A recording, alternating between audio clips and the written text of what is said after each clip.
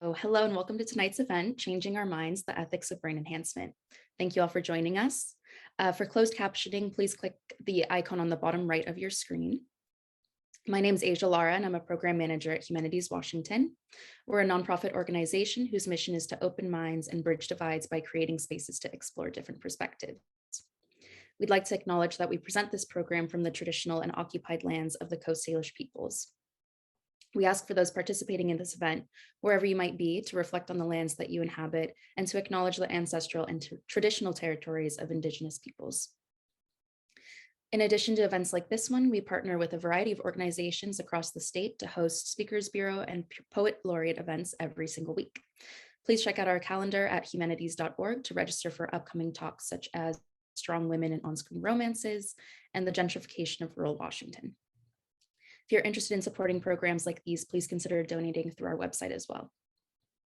Before we begin, please note that this is a recorded event. Tonight, our panelists will be taking questions following the discussion. Please submit your questions at any point through the Q&A box. Our goal at Humanities Washington is to create space where we can have important conversations in a civil manner. Harassment or otherwise inappropriate behavior will result in removal from the event. Without further ado, I'll now pass it along to the leader of tonight's discussion, an associate professor of philosophy, as well as a fellow in the Center for Reproductive Biology and the Center for Integrated Biotechnology at Washington State University, Dr. William Cabasence. And take it away, Bill. Thank you very much, Asia. Good evening, folks. Glad you're here. Glad you could be a part of this. Just to give you a sense for what we're going to do, we're going to, myself and my two co-panelists, we're going to briefly introduce ourselves. And then we're going to give some examples of the sort of thing that makes this an interesting topic, we think, and then we're going to kind of just launch into a general discussion of the ethics of doing the stuff that we talk about in our examples. So as Asia said, I am a professor of philosophy in the School of Politics, Philosophy, and Public Affairs at Washington State, and I also do ethics education in the WSU College of Medicine. One of my particular interests in this topic comes from my work on the ethics of moral enhancement. So to give one example right out of the gate, there's a naturally occurring hormone, oxytocin, and scientists have also figured out ways to make a synthetically derived version of it. And as it turns out, giving people oxytocin changes something. It changes their behavior. Some researchers, Paul Zak is one example of this, he wrote a book called The Moral Molecule. He would go so far as to say that this is a moral enhancer, as in it is enhancing capacities such as trust and generosity. And so one of the things we can talk about tonight a little bit later is what is oxytocin doing, and is it an enhancement worth having? That's one of the kinds of questions that I'm especially interested in as I think about the ethics of moral enhancement. I'm going to turn it over now to my co-panelist, Timothy Brown. Go ahead, Tim. Hi, everybody. I'm Tim Brown. I am an assistant professor of bioethics and humanities in the University of Washington School of Medicine. And I primarily focus on the study of neuroethics. And that's generally the study of the ethical implications of devices or interventions that have some impact on or record from or interact with the brain and spinal cord. I'm in particular interested in neurotechnologies. And so think about devices that are implanted in the brain and spinal cord that record from or stimulate those systems. Pretty recently, I've become also interested in this issue of moral enhancement, but from a slightly different angle. I'm really interested in some of the social justice implications of these moral enhancements. So I wonder, are there any ways of making us better people, morally speaking, are there any ways of making us better moral decision makers using different kinds of technologies? And if there are, who are the proper targets for these moral enhancements? And in the process of determining who should get those moral enhancement interventions, are we targeting some people unjustly targeting, for example, people of color, women, or queer folks, before we would target cis or white people? Um, and are we deploying these kinds of technologies in certain contexts that we shouldn't? Are we thinking about deploying them in prisons, with certain populations of people who we imagine need these interventions before other people? Um, but yeah, these are the kinds of issues that I explore in my research, along with many, many others, and hopefully we can explore lots of those tonight. With that, I'll pass it off to my colleague, Sarah. Thanks. So I'm Sarah Gehring. I'm a faculty member in the philosophy department at the University of Washington. And with Tim, I have for the last 10 years with the UW Center for Neurotechnology, which is interested in these developing these implantable neural devices for a variety of different purposes. I just also want to say I have two other hats. I'm in the program on ethics at UW and also in the disability studies program. So like Tim, I find these technologies really fascinating, interesting, the way they alter and change our brains, both to address things that are currently considered diseases or at least disadvantageous conditions, but also, to try to enhance the way that we interact with the world. But at the same time as being really interested in them, I'm also concerned about the ways that we have a fairly narrow range of who's involved and what's considered normal or good enough. And in my particular case, I'm really interested in how disability is understood by scientists and engineers who are looking to benefit people, which is a great goal, but maybe sometimes without a thorough understanding of what it's like to live with a different kind of bodily condition. So that's been one of the aims in my work, to think about agency, technology, and disability together. And I'll give it back to Bill. Very good. Thank you both. Good to have you both with me on this panel. I'm excited for it. So as I mentioned a moment ago, one of the things that helps folks to appreciate what's at stake with these sorts of conversations about the ethics of brain enhancement is having some concrete examples in mind. So I mentioned one a moment ago. Oxytocin is a pharmaceutical, and there's research that shows that it can alter behavior, make people more trusting, make people more generous, seemingly anyway, at least allegedly. That's the way that some scientists want to interpret what they're seeing, but it's clearly modifying behavior. So take a drug, do something different in a sort of a role-played game in a science lab as compared to what you would have done if you weren't taking that drug. So that's oxytocin, and that's one example. And some people think of that as potentially being a moral enhancer, an enhancer of moral capacities, such as trust and generosity. Tim, do you want to tell us about another example? Sure. So a number of research groups are looking into the possibility of implanting a device that stimulates a part of the brain, the hippocampus, in order to make it easier to form and retain memories for people with Alzheimer's and other conditions that cause memory loss. And this seems on the surface to be an amazing thing, right? So if you have a condition that causes memory loss, you'll at least be able to keep it from affecting you the way it affects other folks through the normal course of that condition. So things like Alzheimer's, being able to retain memories for a little bit longer over the course of that disease. And there are a number of really interesting moral considerations that come out of the possibility of making it easier to form memories. So, for example, our interest in these technologies says a lot about what we think of people with Alzheimer's. Do we think that people have a moral obligation to remember things?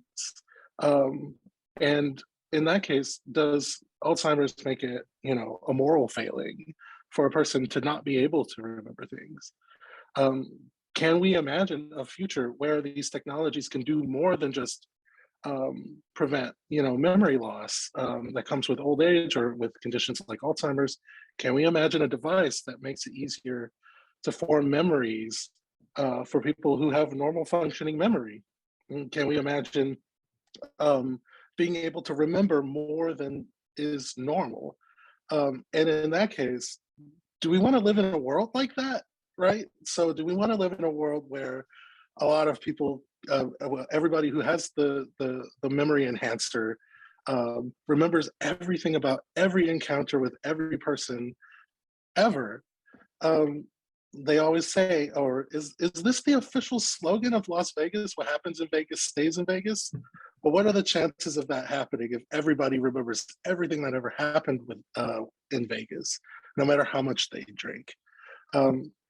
And also, is it possible that there are some things that we ought to forget? Is there, for the sake of our own mental health? So, in the case of things like the conditions like PTSD, are there memories that we would rather not form? And if we're using a device like this that helps us form memories easier and for longer, um, will this go against our ability to forget the things that hurt us the most? Um, uh, that, of course, can cut the other way. There are some things that will cause trauma, if you remember, but that trauma is important. So this question becomes about what kinds of memories, or what are the implications of being able to choose what memories you keep and choose which things you forget. Um, but yeah, that's an example. Sarah, do you have an example for us? Yeah, so I have one more example to throw in the sandbox here. One of the things our group has done, as Tim was saying, is, or the broader Center for Neurotechnology, is look at implantable technologies that can record from the brain. So, if you think about the way we normally move our bodies, something is happening in our brains, and then we are moving our muscles in order to reach and grab something. But for someone who has a spinal cord injury, that electrical activity isn't working, but you might be able to record from the brain, find the same sorts of neural activity that would be involved in that movement, and then have that basically control something external to us. So rather than just my hand, maybe it could control a robotic arm or a cursor on a screen or something. And that's an ability, right, to alter the way the brain functions, so that we could, in a way, in somebody's paper title, do things with thoughts, right? Rather than doing them with our bodies in the same way. I know our brain is part of our body, but we do things with the thoughts in our brains, or concentration on something, to have some external effect. And I think that's a pretty cool technology to be able to expand our sense of agency and what we can do, but it also opens up this access to the internal spaces that are right now really private.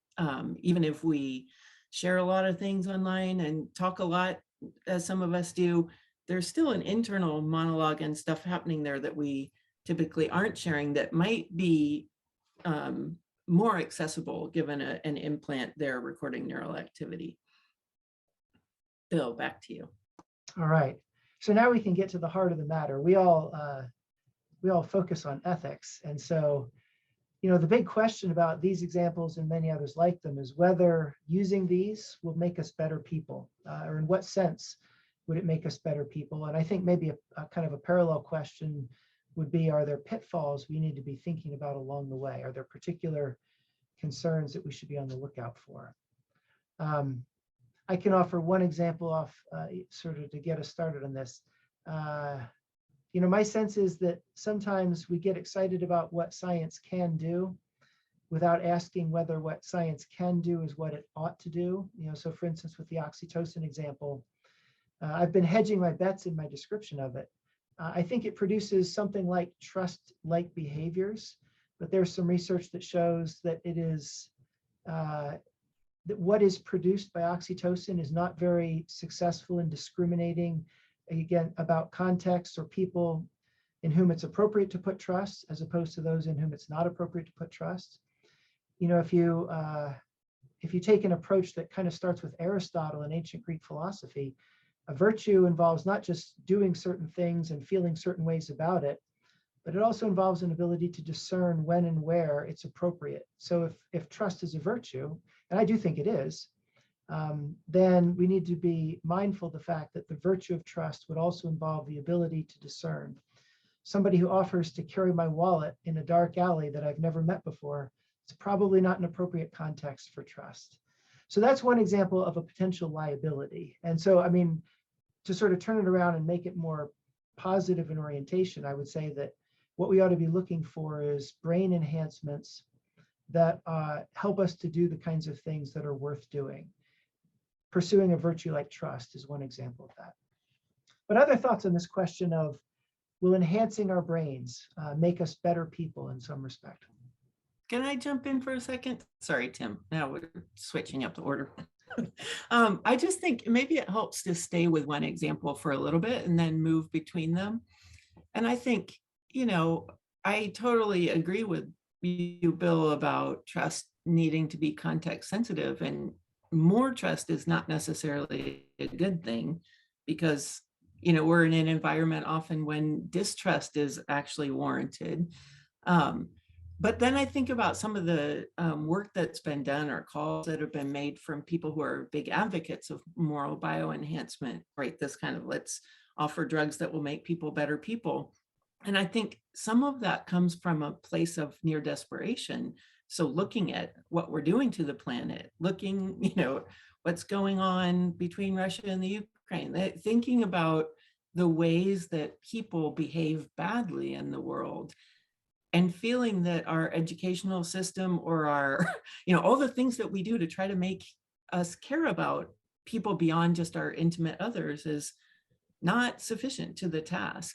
And I think it's important to keep that in mind, but then to think that somehow, you know, the way that we're going to deal with the huge problem of climate change is by somehow medically or pharmaceutically making us better. It just seems so ridiculously oversimplified in some ways. This doesn't mean that those drugs can't help in certain much more narrowly constrained situations, but it seems odd that in the literature, this is one of the reasons that's been, you know, offered in favor of at least exploring this and doing more research. Tim, what do you say? So I think that you're absolutely right. These two things are in tension. The very real trouble that we're facing these days with that seems to be mediated by our ability to trust and care for one another. Things like climate change, things like the global pandemic, things like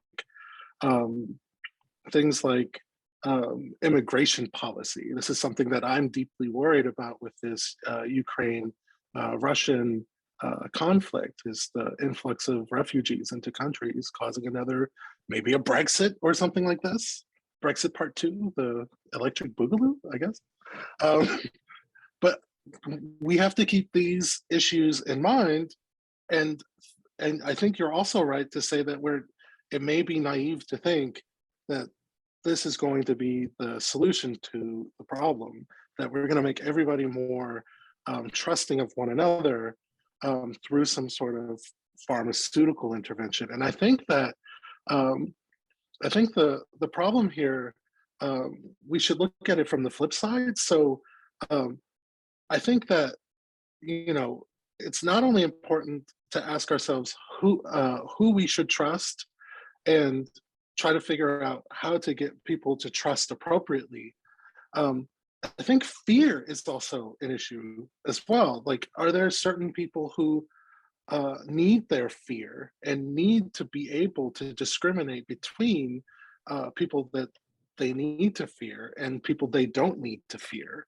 And I think that we see so many examples of misplaced fear in this country. So I'm thinking, my first thought is fatal encounters with the police. Not to be a downer in this conversation, but I know that as a Black man in the United States of America, when I see a police officer, I am afraid, and my fear is appropriate.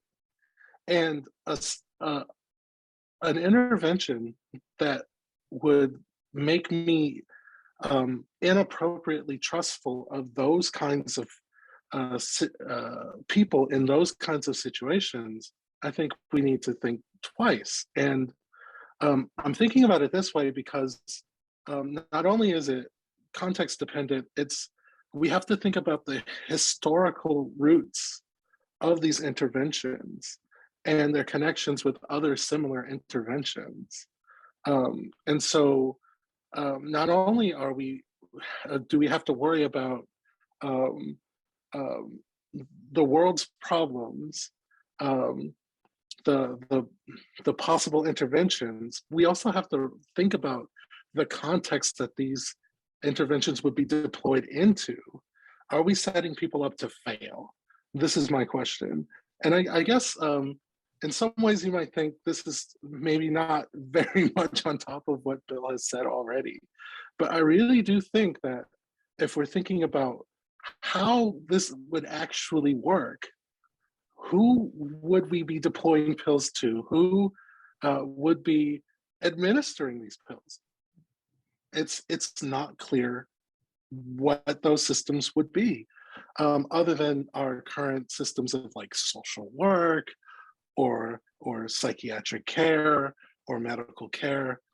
And given given the state of the world and the world's reaction to a life-saving vaccine, I can't imagine people being much more amenable to the idea of moral pills. I can't imagine that being the case.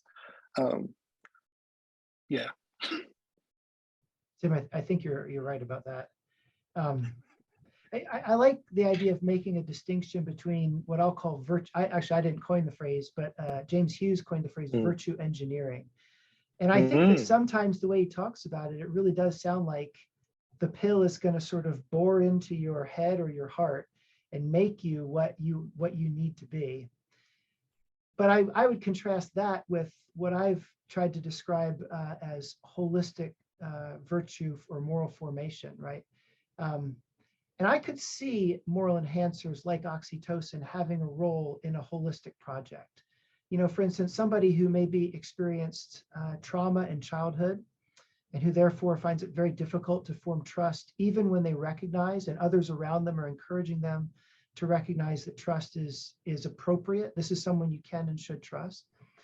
There, it may be that oxytocin could help that person to create the right kind of sort of biological conditions, if you will, for cultivating a genuine virtue of trust.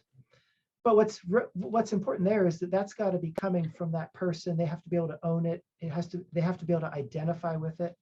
Sarah, to come back to the question that you asked earlier, I worry that if somebody gets to, and this really connects, I think, Tim, to what you just said a second ago, it really matters who gets to decide what pills we need to be taking and whose agendas are going to be served by those pills. Yes. And this is a very broad and quick hot take on some of the proposals to do moral enhancement before we do cognitive enhancement. My sense is that there isn't much reflection there on the kinds of agendas that could be served and whose agendas should be sort of brought to the fore.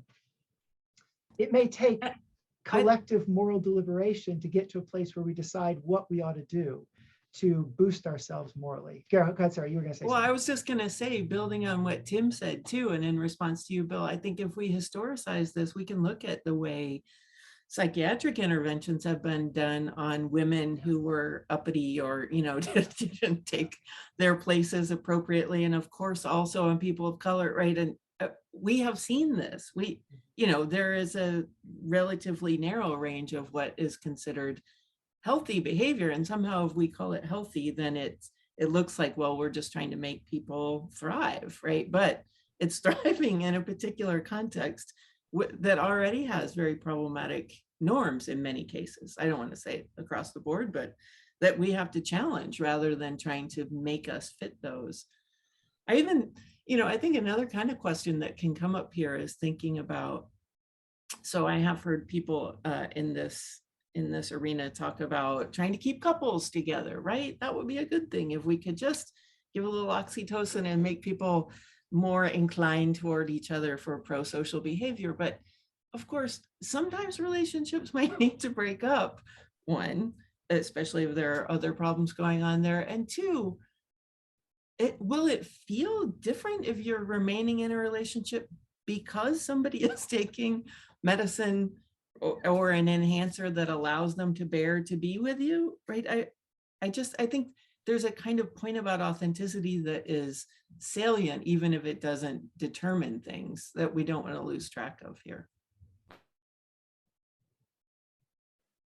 Absolutely. And returning to this historicization point, I think that um, we can't forget that sociopolitical um, uh, resistance is often classed as deviance, right? So anytime you try to push back on the powers that be, you get called a deviant. And this happens in every context of society, right? It happens in your classroom, it happens in the streets, in protests. We're seeing it in Russia. People are getting 15-year jail sentences just for protesting the war. Can you imagine that happening here? Well, you don't have to go too far back to see that have happened here, but it's the idea of deviance as it pervades culture is often what drives who we think is morally upstanding and who we think needs to be corrected. So one example that lots of people, like I think almost every Black person in America has cited this example. Think back to Hurricane Katrina. Um, the levees broke. The rain is coming down. People are trying to survive. In places where they could, people broke into convenience stores and grocery stores to salvage whatever food they could. News outlets would take pictures of this happening and and uh, and characterize them differently depending on the race of the person doing it. So if it's a white couple, trying to find food to survive, white couple finds food for survival. But if it's a Black couple, it's you know group pillages or group robs a store. And these characterizations pervade our interactions, right? Like I've been followed around a convenience store or two in my day. I probably will be followed around many a convenience store uh, for the foreseeable future. Um, and so, like going back to this question of who's setting the agenda for these kinds of enhancements. If I find myself unlucky enough to end up in the court of law and sentenced uh, to some jail time, and part of the conditions for parole, for example, are something like pharmaceutical drugs. We can imagine things like oxytocin. One we haven't mentioned yet is propranolol, which is supposed to dampen the fight or flight response, or other kinds of interventions being prescribed through the court's order to go see a therapist. So I could see these interventions slotting into psychotherapy. So yeah, I don't like it, and I worry about it. But I don't think that means that it's impossible, because psychotherapy has had a lot of benefit for a lot of us, even the vulnerable and marginalized of us. Tim, you offered us the example of a memory modulating intervention. I wonder if we could shift our conversation there, because it seems to me that memories are another place where some of the issues we've been talking about are important, but maybe we'll bring in a few other ethical concerns as well. Do you have a sort of an initial thought on the ethical significance of modifying memories? I think that one of the things that I worry about in this conversation in general is this idea that somehow these devices can like pull memories out. What is it? The pensieve in Harry Potter, the mind meld in Star Trek. Like somehow this device can just tap your memories and do things with them. And I think that the technique being used for memory modification is it's different. I wouldn't say it's more crude, it's just different. The system would work by stimulating the centers of the brain that participate in memory formation and retention, and being able to remember um, more things and have access to those memories a little faster access to those memories. I think the moral issue comes from I think like thinking broadly about ableism and our attitudes toward people who can't remember things. Um, I think when we ask people to remember things, in when they're at the age where they should be forgetting things, or when they have conditions where they um, will forget things, I think there's a culture of pressure and stigma that surrounds memory affecting conditions or memory impairments. And I think that that indicates to me that our culture needs to change a little bit. But that also dovetails into this enhancement aspect of these memory enhancers. The idea that, you know, we're going to get the whiz bang flashy device like Neuralink. It had to come up at some point in this conversation, right? Elon Musk's Neuralink, um, which is Elon Musk's device company that produces brain implants that do God knows what, but so far it allows non-human primates to play pong with one another using only their brains. He argues, Elon Musk himself argues that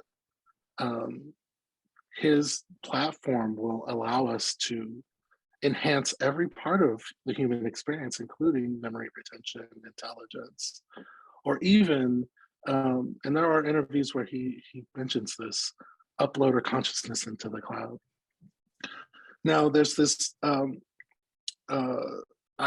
call it a transhumanist fever dream, where we have all of these abilities and it's a utopia. But I don't know if that would be a utopia, especially given the socioeconomic or you know, the historic context that we've been talking about this whole time, right? So, are we really going to give everybody access to these technologies, or will there be people who can remember more things because they could afford the device, and people who can't remember things because they can't afford the device? Will there be a kind of surveillance state made possible, a panopticon, to use what was it, Jeremy Bentham's example, the idea of a prison where the guards are in the middle and can see outward and see every prisoner in their cell? Are we going to have a panopticon that is made up of us, where we're constantly seeing things and saying things because none of us want to forget anything? How will these kinds of technologies transform culture? And I guess in my description of this example earlier, I asked the question, is that the kind of world that we want to live in? And I don't know, right? Like the question is open to me. Sarah, I know you have strong feelings about this. I don't want to live in that one. But I think maybe it helps to take us back, because there are all of these fever dreams, right, about our transhumanist future. And there are, as Tim said, lots of reasons to worry about those. But then I think, but along the way, there are, just as you said, Bill, regarding oxytocin, right, there might be situations where you think, well, as my memory starts to fail, I'm getting older, it would be great if I could remember some things better when I'm in my classroom. If, I could, as I get even older, remember names more effectively than I can. There are all of us have this, I think, recognition that our our bodies change and our functions change over time, and we want a social structure and relationships around us that can hold us and support us. But that doesn't mean that we can't take medicine or use devices that can help. I mean, look at this little device. It really helps me remember dates because now I don't have to write them all down on a paper calendar, even though I still do. You know, I don't want to be against technology or against pharmaceuticals that can really provide a benefit. I think the worry is more in how we start with one relatively narrow context where it might make sense, and then we think very grandly about the improved world that we would be in if we could all have that or do that. And even if that is a good thing, it's not always obvious that everyone having that thing would be a better world. And so I think we have to pay attention to the difference between those relatively narrow contexts where it might make sense, and then thinking on these really grand scales. Because, you know, if I could take a medicine that would improve my memory a little bit, I'd probably be fairly eager to do that. Tim might be narrowing his eyes right now, but it might depend on everything else it does in my brain. And if I am getting an implant that also can read out activity of my brain and make it at least potentially interpretable by other people, then I'm not interested in memory enhancement so much, right? So we have to put it in this context, both cognitive and social, I think. You know, one of the things I think about in particular in relation to memory is identity. Like, I feel like a lot of my sense of who I am is linked to my historical memory of the trajectory of my life, you know? So I can imagine contexts where a memory augmenter or booster would help me to preserve my memory. I'm not sure I have to be the only one doing it. I think for people with Alzheimer's dementia, if they have people around them who can preserve their identity by preserving their memory, even when they can't remember it themselves, I think that can actually be a really beautiful thing. And on the other side of the of the coin, if somebody has, again, a traumatic experience and they have post-traumatic stress disorder, they have memories that intrude on their sense of who they are and who they want to be. In that sort of context, perhaps having something that, if it doesn't blunt your factual memory, maybe it at least blunts your emotional memory, the feel of what it was like when you were in that car accident, and the smell of burning rubber and how it triggers you back to that place. So I could imagine some ways that memory boosting could be good for preserving a sense of identity. I can imagine some other ways. This is sort of elaborating, Sarah, on what you just said, I think. I can imagine other contexts where being able to dampen a memory would at least have the potential for being able to preserve a healthy sense of my identity. I do know, can I go really quickly, Tim? Yeah, I sure. worked when the propranolol push was out as a response to PTSD. I worked with a student who was really concerned about that for reasons that Tim raised before, just the kind of, I don't think anyone would want the sting or the pain to be always present and unbearable. But the recognition of the injustice and the passion of writing that or fighting against it or claiming your place despite that shouldn't be blunted, right? And I think these tools, especially the pharmaceuticals, are not so target specific. And so, you know, I can acknowledge there might be times where the pain is so bad it's worth getting rid of those other things. But again, I worry about a general practice where we say, well, you know, if you've had this traumatic incident, this is the next thing that we do, because it's going to blunt those memories and allow you to move on relatively quickly. Because, you know, I think about grief should only last 5 days, and then and then it becomes a psychiatric problem somehow. But that's not the way we are in the world. Sorry, Tim, I cut you off.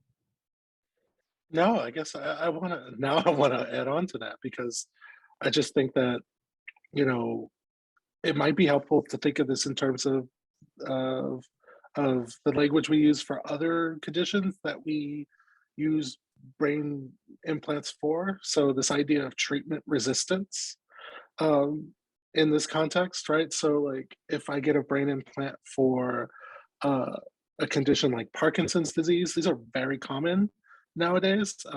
These deep brain stimulators for Parkinson's disease that make it possible to control your tremor using stimulation. Um, we only really prescribe them to people. Wait, why am I saying we? I'm not a doctor that way. I'm not that kind of doctor. But they are only prescribed to people who have what they call treatment resistant versions of Parkinson's disease, meaning they've tried a bunch of medications, they don't help them control the tremor much.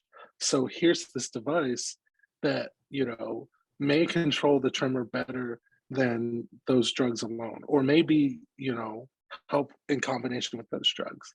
Now, when it comes to things like PTSD, um, how long does grief last? And what measures do we have for managing, or what interventions can we put together for managing grief? Usually, grief lasts as long as it lasts, and then it fades.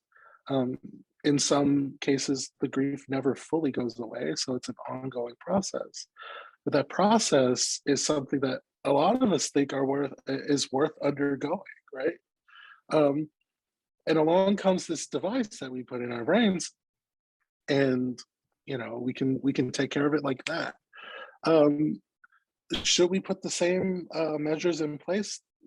Say, hey, if your trauma is not responding to talk therapy or other kinds of drugs like SSRIs, um, here's this device to dampen your memories or dampen the emotions related to those traumas.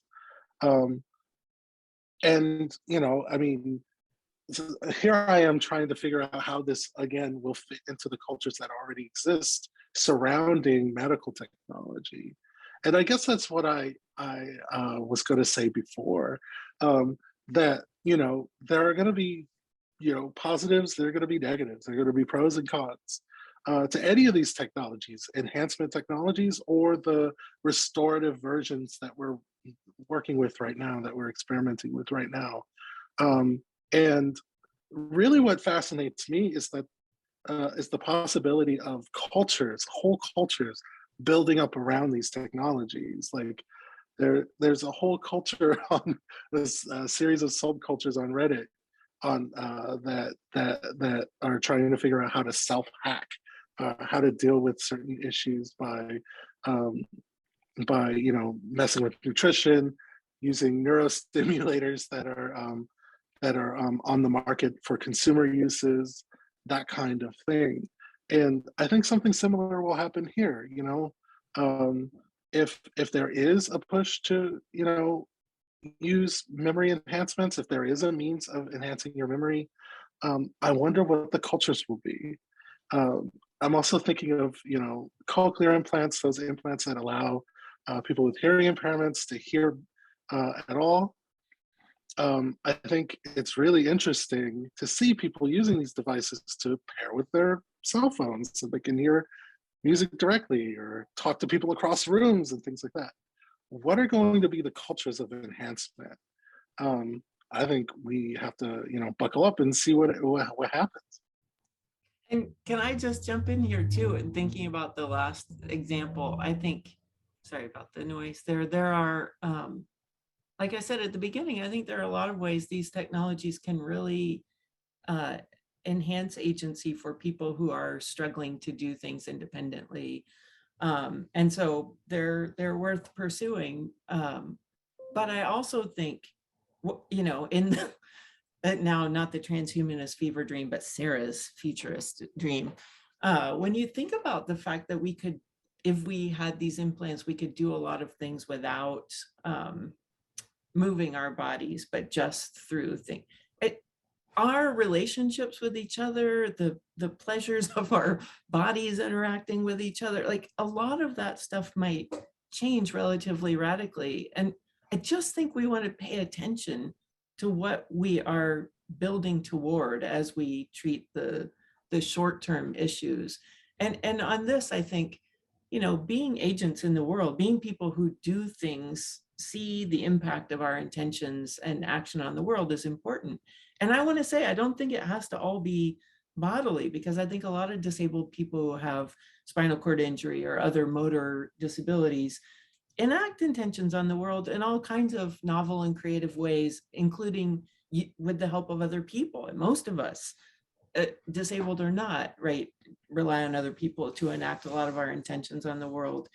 But we move it to a whole different, I think we won't even know exactly where we stand, how we separate ourselves from others in the world if we have devices that allow us, let's say, to listen in on something far away, but it's coming to our brains as if we're right there.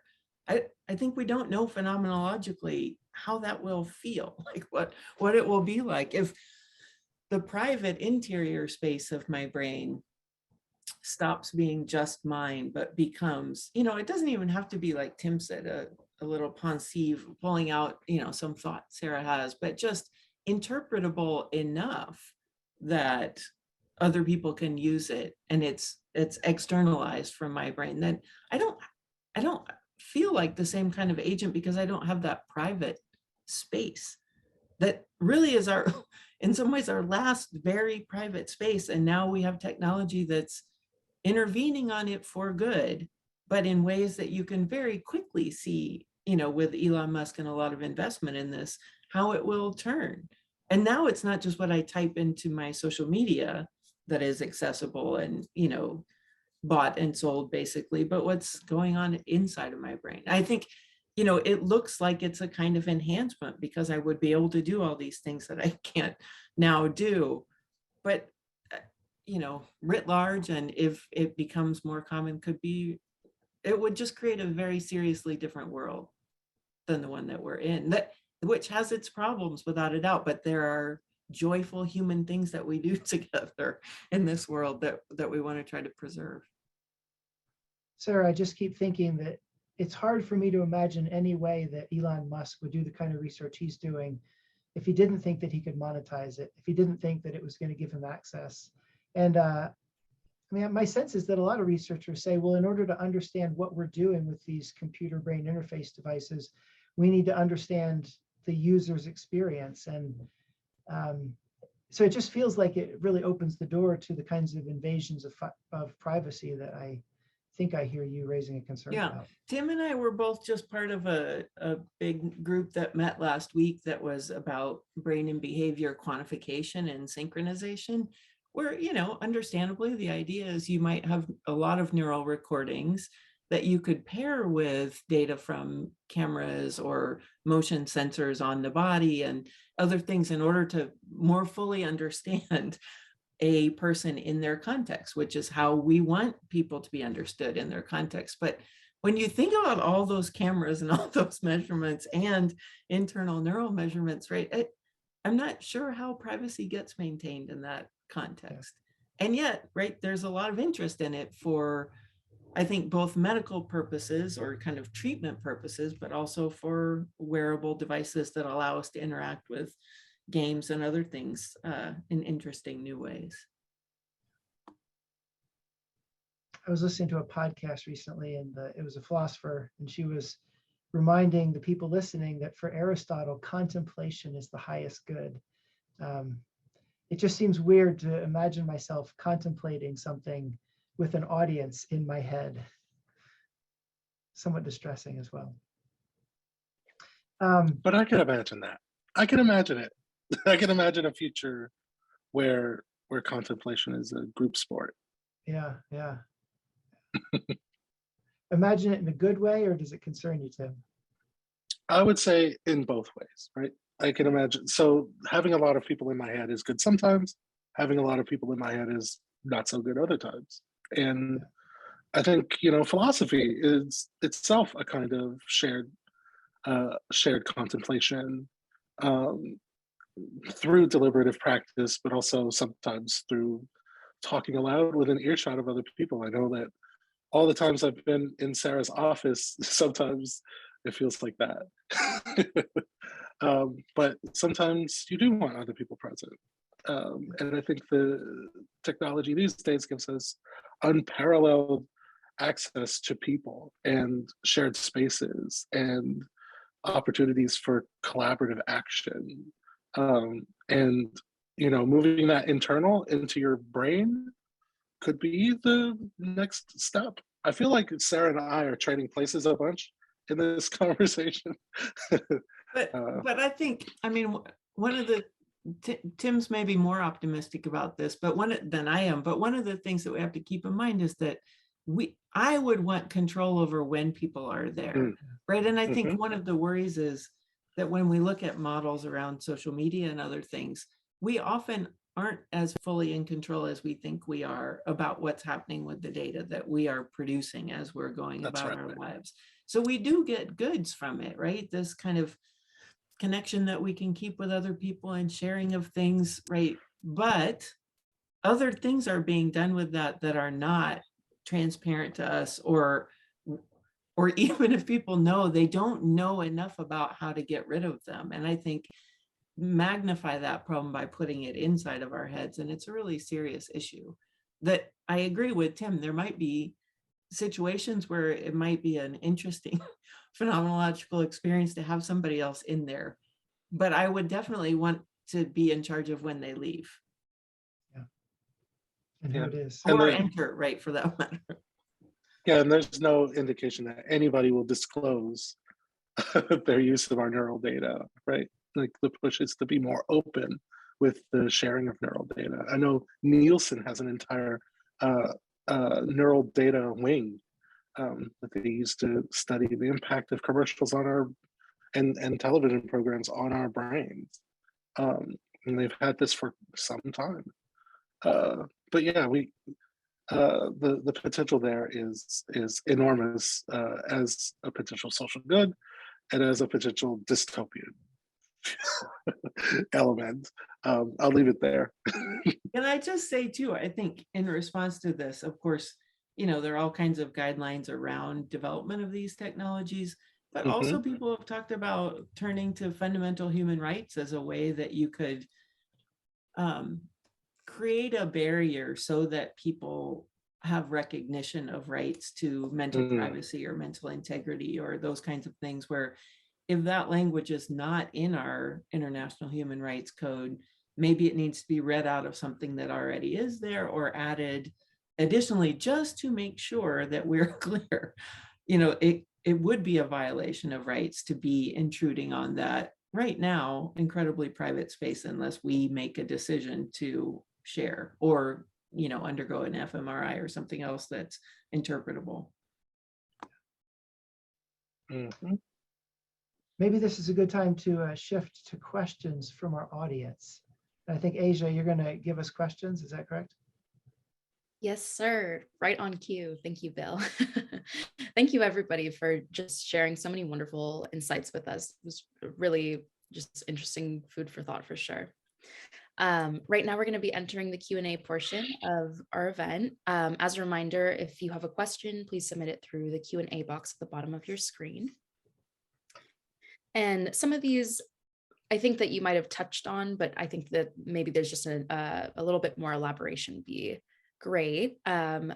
Mary says, how is giving a person oxytocin different than giving someone with, say, bipolar or ADHD or depression medication that may make them, quote unquote, happier people?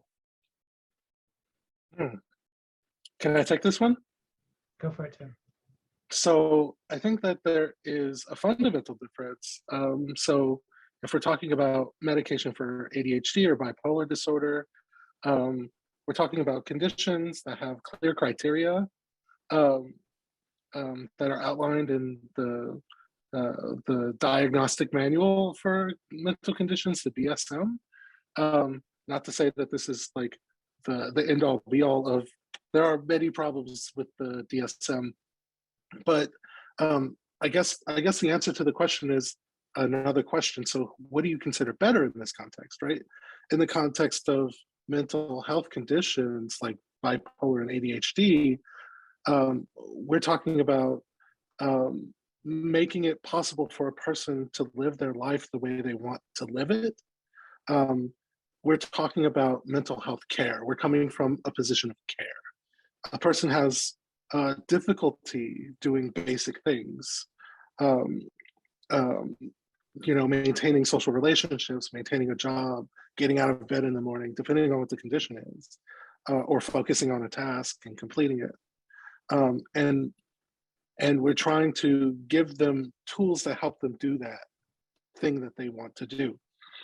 Giving a person oxytocin outside of that, context of care, in the context of, making people into better moral decision makers. So helping them make decisions about, who to give money to for charity, what causes to get involved in, whether or not to recycle, whether or not to conserve, whether or not to do all of the things that we're asking people to do to help stave off or making decisions about who to vote for. And then we get into more squishy territory.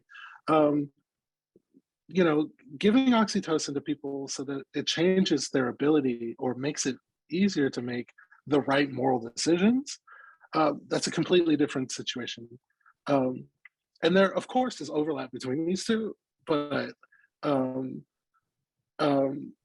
certainly, a person who is a bad moral decision maker will definitely harm people, either in the context of their friends and family or in the context of people in other countries who are going to be affected by the effects of climate change or something like that. And I think it's really hard to actually separate these two out, but hopefully what I've said helps a little bit. Yeah, Sarah, Can I just throw one thing out that's meant to be provocative and interesting? There's an article out called "How Happy is Too Happy," where somebody had a deep brain stimulator for OCD experimentally, and it wasn't working to control the compulsive behaviors in this person. But when they were setting the settings, he initially said, "It just feels too high. It's like I'm kind of almost manic in my energy level, and I don't know that I can handle this." And he was staying at an urban medical center to get the settings adjusted. So he went away, spent one night, and came back for the final follow-up meeting. And he said, I've been thinking about it actually, and I think I might like that level again, because even though it felt like I was right on the edge of too much, I have a lot coming up in the next 3 months. I would like to be able to get those things done and accomplished. And I think that line between, well, we're going to treat something that, as Tim said, really it's a deficit and a difficulty and a struggle for the person living with the condition, to, well, but it could make me feel a lot better. And then how do we handle that, right? Would it be better if we're all wound up that much more? I think possibly we'll get more things done, but maybe not more contemplation. And maybe we need to reserve some space for that slow thinking and for appreciation, as opposed to kind of uber productivity. Yeah, I would just, I think echoing kind of something Tim was saying a moment ago, if the question is assuming that current uses of accepted FDA-approved medications are just automatically good, and oxytocin, if the question is, why don't we just think of it being like that? I think, like Tim, I want to press a question back, and this also echoes what Sarah was saying, and ask, are these all good uses? So for instance, Prozac, apparently there are a lot of people who use Prozac simply as a mood brightener, because in the United States, we reward extroverts, people who will get out there and shake people's hands and talk about what a great vision they have for leading the company or something like that. And it's not entirely clear to me that makes for a better person per se. It certainly makes them better given the currently dominant cultural values, but I'm not sure that we should be okay with that. Asia, do you want to ask us another question? Yes, absolutely. Next up, we have Ray. As ethicists, how do you assess any technology or drugs that affect free will or moral choice? Is that a non-starter, or is there some rubric or sliding scale to assess the effects on free will, such as the famous scene from A Clockwork Orange? I think it matters if you identify with what you're doing. You know, and one of the worries that kind of came up earlier in our conversation is if somebody else's agenda is imposed on you with, say, a moral enhancer, but you don't really identify with that, that strikes me as quite problematic. I'm not sure we should call it moral enhancement if you don't identify with it. It's one thing if it nudges you to become more like the kind of person you want to be. It's another thing altogether if it sort of takes over from you and you're not able to identify with the person that you're being caused to become by the moral enhancers that you're taking. Other thoughts on this? This sounds like a heat problem or a sororities problem. So this idea that,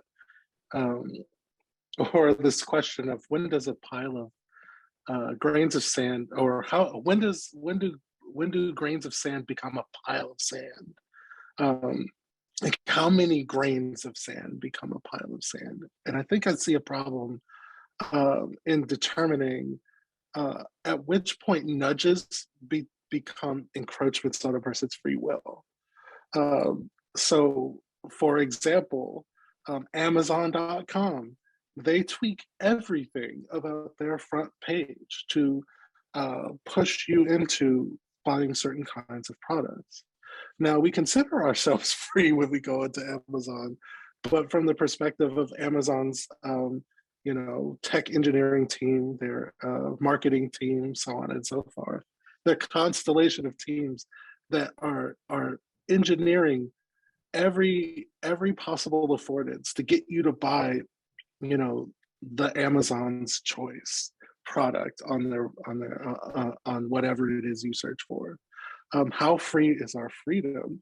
And so I wonder, at what point do interventions that are meant to make us better moral decision makers by just nudging us turn into encroachments? Like how much intervention is okay before we get concerned?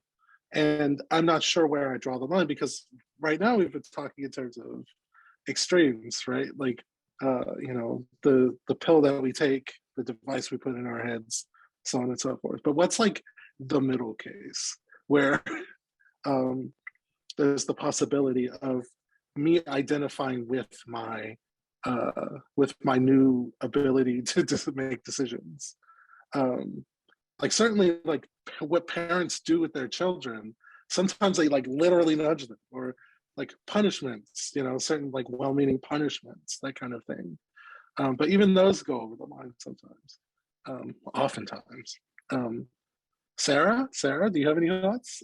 There's so many things. I think the one thing I would want to throw out is in looking at the kinds of devices, say deep brain stimulators that Tim and I have talked about, sometimes people who have them will really identify with them. So we'll say, this is an enabling device that allows me to do things that I wasn't able to do before, given my condition, Parkinson's, essential tremor, treatment-resistant depression, whatever it is. And so, I identify with the me that's coming after this intervention, and I feel very agential, right? I feel like my will is freed up because it was constrained by the depression, or it was constrained by my tremors or something like that. But fascinatingly, sometimes they'll say that themselves, and then family members will say, oh my gosh, he's become ridiculously impulsive and he's not himself at all. And so I think, that presents an incredibly hard case where somebody does identify with who they have become with the enhancing device or the treating device in some cases, but it's not the person that the family members know, and they have to put up with this, right? And so this is just me saying, I think none of us is as individually agential as we sometimes presume. We're all much more relational, and then we have to take that context into account too, in thinking about whether or not we're free. Because if all of our family members are saying we're acting in ways that look like we're being controlled or redirected by this, I would want to know that, even if I felt great, right? I value those relationships enough and their knowledge of me that I would want to be made aware of that. And that would be one thing that would worry me greatly about getting a device if I had heard that other people had that experience. Yeah, the idea of a relational identity, I think, is maybe an important part of understanding who you are. Yeah. Asia, do you have another question for us? Oh, sorry, Tim. No, I was just saying absolutely. Go ahead, Asia. All right, I think we might have time for one more question, but I chose a really good one. So I think you guys are gonna have a lot to say on this one. Shankar, it's a little bit long, but I'll try to condense it. Shankar says, in my experience, the ethical debate never catches up with the tech because the technologists are always in quote unquote, move fast and break things mode. In addition, per the panelists' observation that we need to pay attention to the agendas accompanying these technologies because there's always a function of power relationships. And in the broader space of medical technologies, the impacts have been fairly disproportionate with little benefit to marginalized communities. How can we hit pause and allow those most at risk of being left behind in a brain-enhanced world to be a part of the discussion of how these technologies are to be rolled out? Does any panelist see a real mechanism for saying no? I guess the way I would answer this question is, do we really have to say no? And would saying no be the appropriate way forward? Would it actually get us to where we want to go? So a lot of these technologies are being developed for what the researchers think are good social causes, right? We're thinking about, restoration. We're thinking about, the future of humanity, so on and so forth. And I think the problem is less that we're moving so fast, and less that we're moving so fast, and more that we're moving without ethics, moving without ethicists in tow. And I think that maybe instead of thinking about how to hit pause, we think about how to, slow it down a little bit, and integrate ethics into the work of science and engineering and research and development and product development and so on and so forth.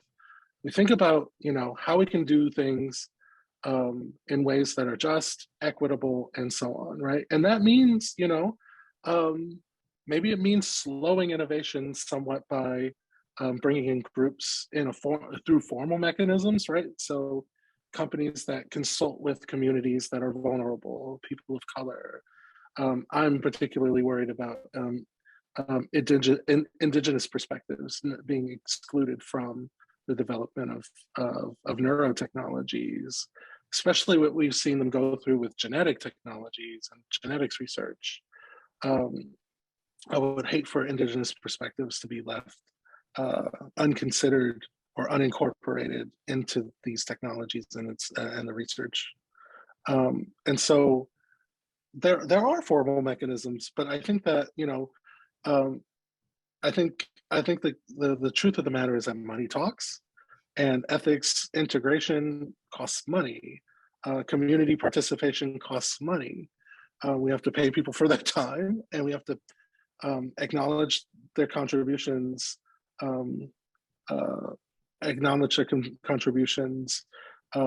With concrete means. And so I think the mechanism here is for grant funders, corporations, different organizations to actually bring members of communities in and let them guide research. I think the real mechanism is in diversifying research and development teams. So scientific researchers, engineering researchers are overwhelmingly, white and male. I think we need to diversify those teams. I think we need more people from more backgrounds participating. And so, yeah, let's move less fast and break fewer things. But the way to break fewer things is to have more voices at the table. On my more cynical days, I see capitalism as a kind of acid that dissolves moral concerns everywhere it goes. But one thing that might make me a little bit optimistic is I truly believe medicine as a profession is a moral community. It's organized around a set of fundamentally moral goods at the end of the day. Promoting the well-being of patients is not about maximizing profit. It's about a moral commitment to promoting the well-being of patients.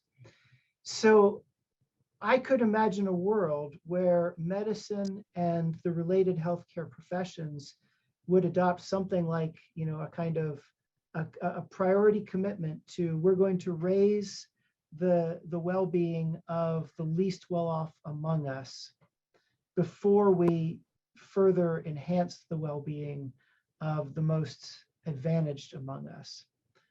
I could see medicine doing it. I'm not saying it will, it's not a prediction. I'm saying it's possible.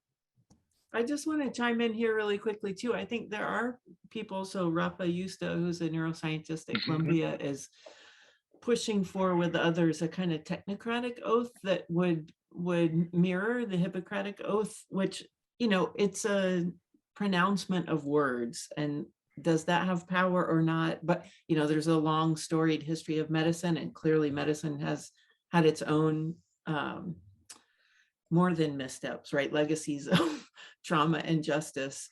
But taking that oath in a solemn moment and declaring yourself publicly before others as somebody committed to these values is something that can be part of what a solution, like I agree with Tim, there have to be structural changes around bringing on ethics, making sure that the ethics people brought on are themselves equity and justice focused, because that doesn't always happen either, right? It's not just science and engineering that is a particularly narrow group of people. But doing that work, I guess I want to end on an optimistic note where I think in the center that Tim and I have been in, they have paid for ethics people to be there all through the course of 10 years of the center with them, funded us, listened to us, right? Young engineers coming up, added ethics component, big, not just the paragraphs, but big ethics components to their work. And I think there are ways to work that out. It's a big job on a huge national or international scale, but it's doable, I think. We're at about a minute left. I'm tempted to invite us all to give a 2 or 3 word take-home message. Is that even possible? Mine might be, I think so. Enhancement worth having. That would be my take-home. Do either of you have a short, pithy take-home for folks? I'm just going to steal Eric Perrin's. Mine is better is not always good. Yeah, I didn't know I was going to have to do this in a couple of words, but Sorry. I'll just leave us with this one. Context matters. I think all of those are great. So don't forget history. How about that one too? Yeah. Sarah and Tim, thank you both very much for being a part of this with me. I've enjoyed this conversation. Thanks to all the folks who came to be a part of it as well. I'm grateful that you're able to join us.